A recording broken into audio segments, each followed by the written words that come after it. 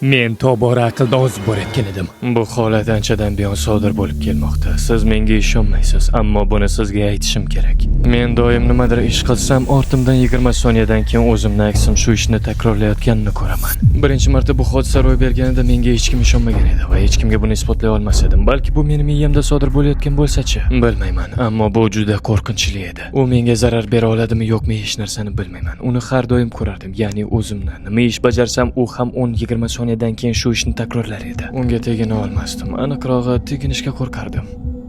Bir kuni g'alati holat ro'y berdi va nihoyat o'sha kun keldimikan degan fikrda edim. Ortimga o'girilganimda u men qilgan ishni qilmay menga qarab jilmayib qimirlamay turardi va qo'rqinchli jilmayardi. Men tamom bo'ldim. U men tomonga yugurib keldi va men eshikni yopdim.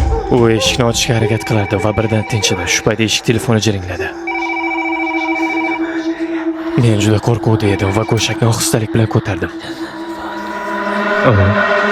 Dadosh, qachon kelasiz? Uzoqda, sog'indim.